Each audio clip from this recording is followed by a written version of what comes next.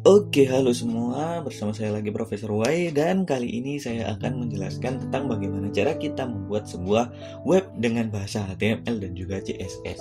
Nah, ya oke, seperti itu saja. Jadi di sini itu mengajarkan kalian dengan cara yang namanya adalah PBL atau Project Based Learning. Jadi, pembelajaran berbasis project. Jadi ketika kita di sini menggunakan ingin untuk mempelajari sebuah bahasa pemrograman atau mungkin sebuah desain atau apapun, kita akan mempelajarinya dengan menggunakan PBL, Project Based Learning. Nah, untuk yang pertama kali ini kita di sini akan membuat sebuah web. Nah, ini adalah tampilan dari webnya, InTouch dan klien Alfamart. Oke. Ya, oke. Oke, webnya sederhana tetapi ya bagus. Bagus ya.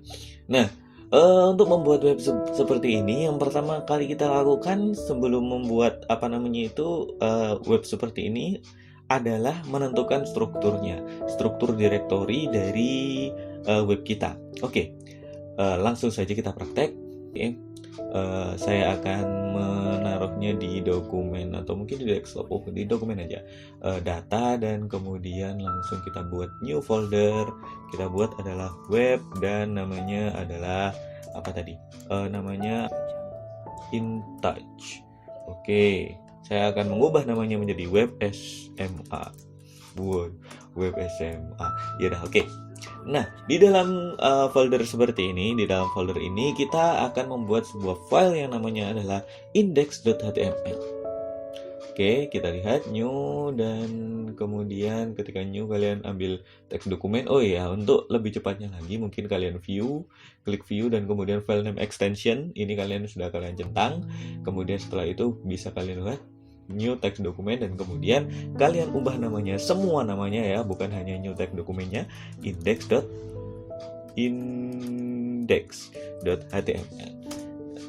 Oke, yes aja, tidak peduli. Dan kemudian setelah itu kita akan membuat sebuah folder yang namanya adalah CSS. CSS di sini kita untuk membentuk meletakkan CSS kita, file-file style kita. Sedangkan index.html ini adalah untuk meletakkan file web page kita. Nah, setelah itu kemudian ada yang namanya IMG. IMG ini adalah untuk meletakkan gambar-gambar kita. Oke, untuk yang dasar seperti ini dulu. Jadi ada folder CSS dan juga ada folder IMG. Nah, setelah itu kita akan segera untuk membuat sebuah dokumen web. Untuk membuat dokumen web, saya akan menggunakan yang dinamakan dengan Sublime Text. Kenapa menggunakan Sublime Text? Karena Sublime Text sendiri ini merupakan editor yang cukup ringan dan juga dan format pendukung supportnya untuk HTML itu menurut saya sangat baik sekali gitu loh. Apalagi dengan beberapa plugin yang mungkin nanti bisa membantu seperti Emmet dan lain-lain sebagainya. Oke, kita akan membicarakan itu nanti. Intinya sekarang adalah kita membuka Sublime Text, kemudian kita add folder to project dan add folder to project. Kita lihat di mana saya tadi, web dan juga web SMA. Oke, ketika udah selesai di sini klik select folder. Nah, setelah itu di bagian kiri akan keluar beberapa file-file dan folder-folder yang akan bisa kita edit. Oke. Sekarang mulai kita edit. Klik aja index.html sehingga nanti keluar di sini. Kita ketik aja langsung HTML dan kemudian kita klik tab. Nah, ini merupakan sebuah fitur dari Sublime Text sendiri. Ketika kalian di situ, oke, saya besarkan sedikit. Oke, saya besarkan seperti ini. Ketika mungkin kalian di situ ingin menggunakan shortcut atau snippet atau dan yang lain sebagainya, kita tinggal mengetikkan HTML kemudian langsung di tab. Nah, setelah itu Sublime Text sendiri akan langsung menggenerate-nya menjadi struktur dasar file HTML. Struktur dasarnya adalah seperti ini. File HTML itu terdiri dari yang namanya adalah tag. Tag itu ditandai dengan tanda ini, kurung sudut namanya, kurung sudut, bukan kurang dari lebih dari, tapi kurung sudut. Nah, yang dikurung dalam kurung sudut ini itu adalah nama tag. Intinya di sini lihat tag ini adalah tag head. Sedangkan ini adalah namanya tag title.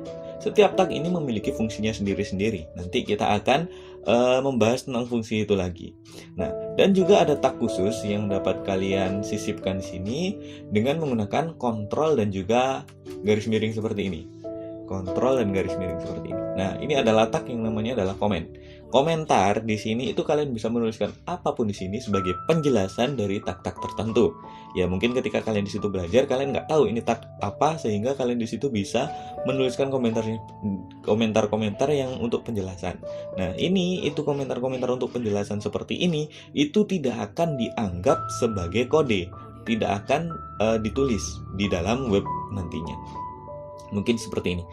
Tag HTML. HTML adalah tag universal untuk semua dokumen. Sedangkan tag body adalah untuk dokumen web. Nah, jadi oke, setelah itu udah kita save ya. Kita open index.html ini, kita opennya dengan menggunakan Chrome. Oke, kalau saya Chrome, kalau kalian Microsoft Edge, Internet Explorer, Mozilla Firefox, terus apapun terserah kalian, tapi saya menggunakan Chrome. Dan mungkin kalian juga harus menggunakan Chrome enak sekali kok. Oke, promosi dikit ya. Oke, tapi Chrome lambat ya. Nah, setelah itu kita lihat, ya dokumennya seperti ini, kosong, bersih, putih, clean sekali. Karena kita belum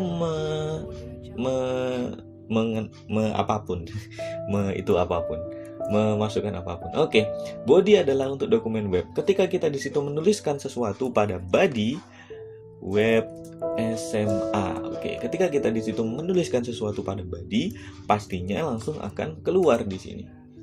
Web SMA ketika body. Jadi setiap apapun yang kalian masukkan ke dalam antara body ini dan juga body yang ini yang ada garis miringnya, ini merupakan penutupnya, itu akan keluar juga di dalam dokumen web. Akan keluar juga. Mungkin di sini saya akan menuliskan nama saya, Yan Ruzika Ahmad Zubaidi. Oke, ketika kita lihat di sini, nah dia pasti akan keluar. Nah, terus ketika kita memasukkannya di dalam head, maka pastinya dia tetap akan keluar. Tetapi ini nantinya akan berpengaruh juga kepada CEO kita, karena ini tidak mengikuti aturan. Setiap apapun yang ingin kita keluarkan itu harusnya ada di dalam tag body. Meskipun ini tadi kita keluarkan di dalam tag head, itu pasti akan menurunkan CEO kita.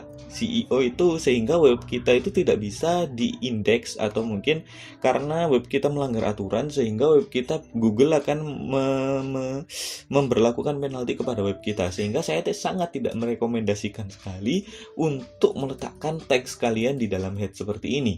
Head ini tujuannya untuk apa? Kita lihat di dalam head sendiri ada tag yang namanya adalah title.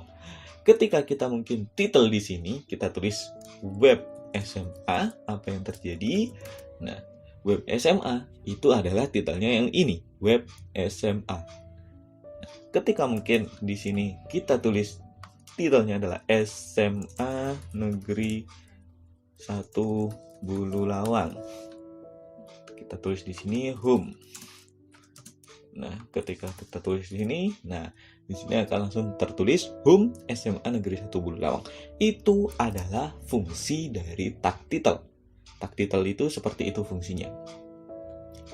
Dan kemudian ada tag body seperti itu. Dan di dalam head nanti kita juga mendeklarasikan metadata dokumen seperti keyword yang bisa dilacak oleh Google, sehingga Google itu tahu, oh web ini itu keywordnya itu mungkin SMA, sekolah, Bululawang. Itu kita menggunakan di dalam tag head sendiri. Jadi intinya ketika kalian di situ ingin melakukan memasukkan konten ke dalam suatu web, kalian akan menggunakan tag body. Sedangkan untuk untuk head sendiri tidak direkomendasikan, atau mungkin ya tidak benar-benar tidak direkomendasikan meletakkan konten di dalam tag head. Oke, mungkin seperti itu dulu untuk episode pertama kali ini. Terima kasih kalian sudah mendengarkan. Jangan lupa praktek ya ini ya. Ini karena merupakan project based learning. Kalian harus mempraktekkan ini di rumah untuk membuat web sendiri. Karena ya mempraktekkan, kalian di situ bisa menjadi bisa, dan ketika kalian sudah biasa dan bisa, kalian akan menjadi sangat luar biasa. Oke, terima kasih sudah mendengarkan dan sampai jumpa.